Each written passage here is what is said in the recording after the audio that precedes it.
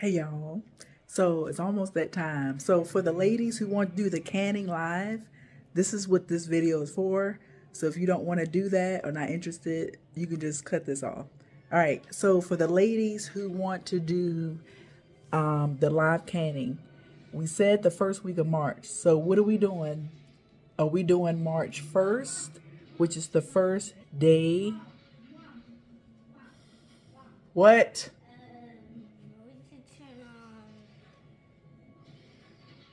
Why did you wait till I started this? You weren't even talking to me. Godzilla vs. the Kraken. Let's hurry up, please. Boy, y'all give me a minute. All right, I'm back. If this is how this live is going to be, I don't know about this right now, okay? Because all the unexpectedness, okay? So, okay, what was I saying? All right, y'all, let me sit down.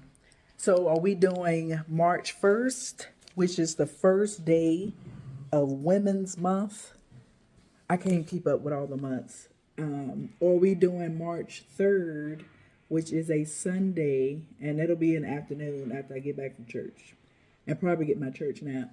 So I need y'all to come together in the comments, the ones who are actually participating, not those that are just watching, but those actually doing this, okay, with me. Are we doing March 1st, which is a Friday night? Or are we doing March 3rd, which is a Sunday afternoon? So y'all help me with that. Also, what are we canning first? Because it's the first one, I'm thinking something simple. So I'm thinking either tomatoes or white potatoes. All right. And yes, every potato has to be canned differently. So white potatoes, or are we doing tomatoes? Y'all give me those two answers. What day? Friday or Sunday? And what are we canning? Tomatoes or potatoes? All right. Can you can other things like rice and beans? Yes, but I tried to pick something simple, and so we're not on the line forever. The most we'll be on is, or the most it takes to can those is 35 minutes. The other, like meats, they take about 90 minutes to can.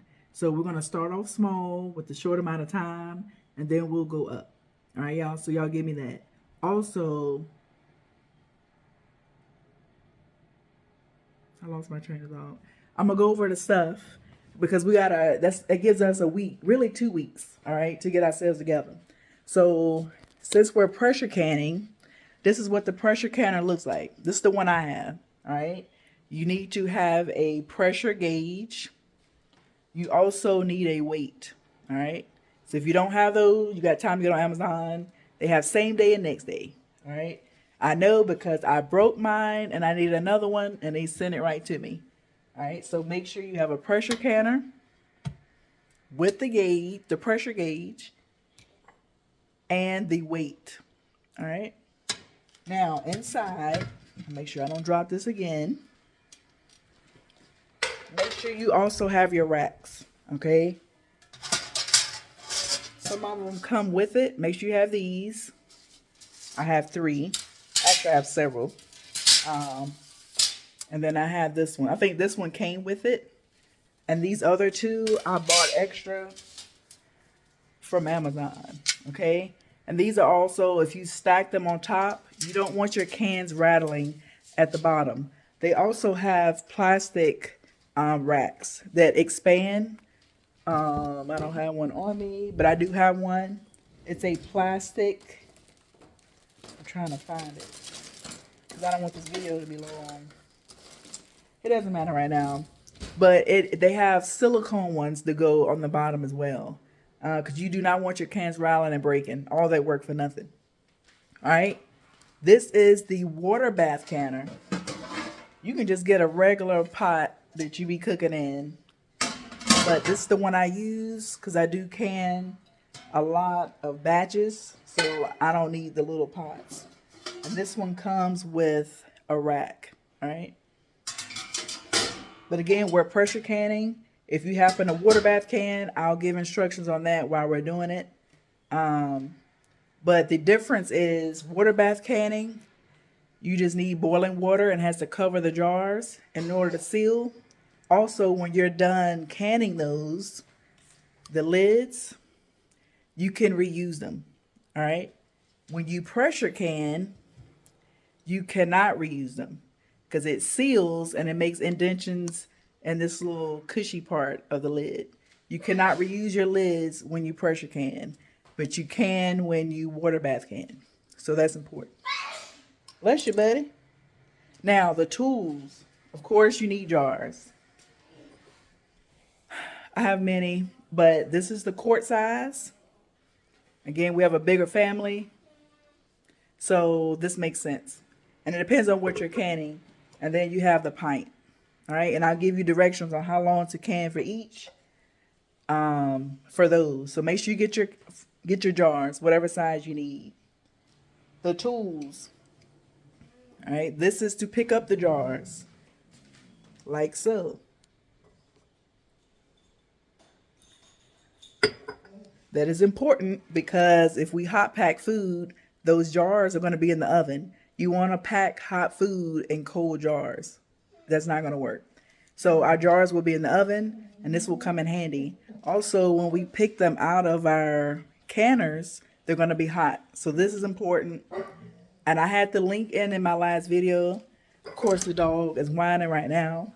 And again, you can get that from Amazon, or you can go to your local store and get it. Pepper, that we out here acting up. Go. So that is important, okay? Do you absolutely need it? You don't, but I mean, yeah, you don't need it, but it comes in handy. Also, this, all right? I use this for several things. Use this when I'm making oats, overnight oats, but this goes on your jar. It fits both. It even fits those smaller ones, okay? This goes over your jar, so when you're packing stuff, you're not making a mess. This definitely comes in handy, all right? And make sure you have the rings to seal them up. Now, when you're done canning, you need to take those off because this will keep everything safe, all right? Once you're done canning, these need to come off once your jar is completely cool. So make sure you have the right sizes. What was else I was going to say? Oh, you also have the little magnet for the lids. As such, this is how it works. All right. It's just easier and it's sanitary because you do not want dirt and extra food around that part. Your jars will not seal. So it's called a lid lifter, but it's magnetized. And you're going to be getting them out of hot water, all right? Because these need to be sanitized and warm when you put them on your jars. Excuse me. Also, the debubbler, okay? When you didn't pack all your food in, you need to put it in there, move food around, and that gets all the bubbles out. It also makes room for more food. You actually have more room than you thought you did. On the other side are measurements. I don't know if you can see them. All right, it says a 1/4 inch, half, 3/4, and 1 whole inch. If you don't have this, again, you can use other things to debubble, a knife, a plastic one preferably. But on your jars, all those little indentions signify an inch, half inch, all of that. All right, so here's an inch, then you have half, and then each one you have a 1/4. So if you don't have these measurements, the jars themselves have the measurements on the jars, all right? And I think that is it. So all I need from y'all is the day and what are we canning. So this gives people enough time to get their stuff together. Oh, my nose. This gives people time to get their stuff together, all right? All right, y'all, thank you. I'm excited. We got one more week. Also, I forgot, y'all, the vinegar. You need it. It depends on what you're canning. Like when I have my peppers, make hot sauce and stuff like that. My banana peppers, you need the vinegar. But in this case, we need it because it needs to go like in a little cup or a bowl. Hush.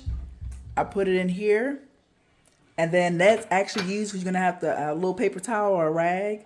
You dip the rag in your vinegar after you finish filling your jars, and you have to wipe the rims with the vinegar. And that cleans it because again, we want a good seal. So if those are not clean, you're not gonna have sealed jars. And again, all that stuff is wasted and you wasted time. So that's what the vinegar is for. Also, I pour, if you care about this, I pour a little vinegar, maybe a tablespoon, in the water as it's boiling because it keeps the jars, when it's done canning, it keeps it from having water spots.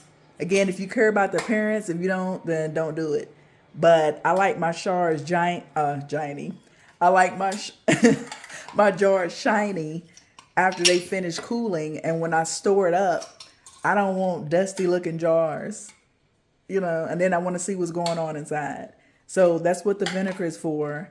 It makes your jar shiny and spot free when you're done canning. And again, that is optional. All right, y'all. I think that's it. All right, y'all. See y'all soon.